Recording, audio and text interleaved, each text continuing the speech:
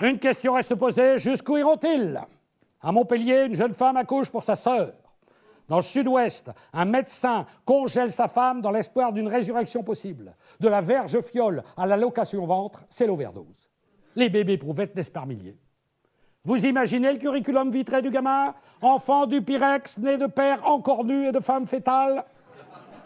Vous imaginez les titres de la presse à scandale? Dans une clinique parisienne, un bébé éprouvette se coupe en embrassant son père. La génétique évolue. Autrefois, les enfants naissaient dans les choux, dans les roses. Maintenant, ils découvrent la vie dans les congélateurs.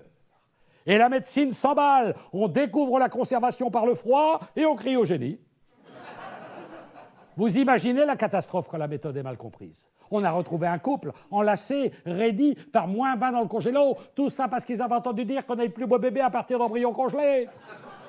Les manipulations génétiques remontent à la plus haute antiquité. Jésus était le premier bébé éprouvette, le premier bébé in vitro. Et au Moyen-Âge, les bonnes sœurs, au Moyen-Âge, comment se reproduisaient les bonnes sœurs? En couvent. Par rapprochement de cellules. Les tripatouillages des docteurs Jekyll d'opérette ont leurs limites. À trop chercher le génie, on trouve l'eugénisme. On additionne la voix de Frank Sinatra, l'intelligence d'Albert Einstein, et on obtient Frankenstein. Au sein de l'Église, les positions divergent. Et pour l'Église, divergent, c'est beaucoup.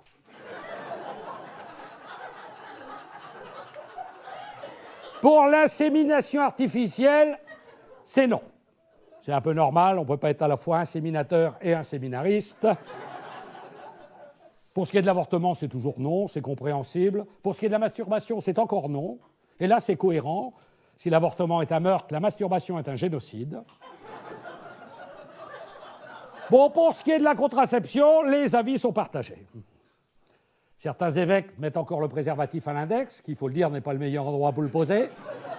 Le pape campe sur sa position, la position du missionnaire. Quant aux intégristes, ils confondent encore ambassadeurs de Dieu aux représentants des pompes funèbres. Pour ma part, j'ai choisi mon camp. Je préfère être athée en bonne santé que cubéni et séropositif. Très honnêtement, demander son avis sur la sexualité à un homme qui a fait vœu de chasteté, c'est un peu comme si vous demandiez à un sourd son avis sur une symphonie de Mozart. Tu sens qu'il manque quelque chose. Pour peu que votre curé vienne de sa campagne profonde, vous lui parlez prophylactique. Il comprend bénéfices des coopératives laitières. Là, il faut 2 minutes.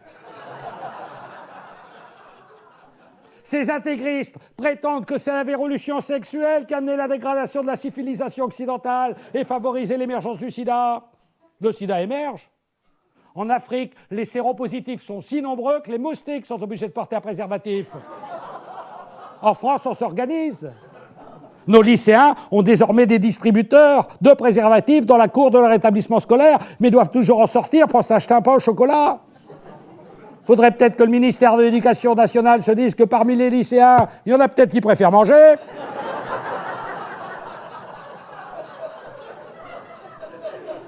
Seuls quelques inconscients refusent encore le port de l'insperméable. Ils prétendent le seul remède contre la maladie est la fidélité. Puisque le sida est un poison, combattons-le par un autre poison, le curare.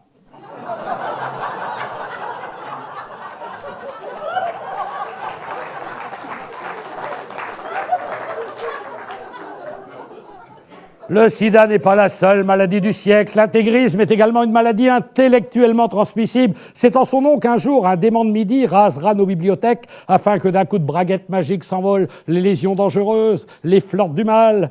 Messieurs les cubénis, le culte vous monte à la tête puisque nos scientifiques nous autorisent désormais la reproduction sans géniteur, fait que demain nos religieux nous autorisent l'amour sans gêne.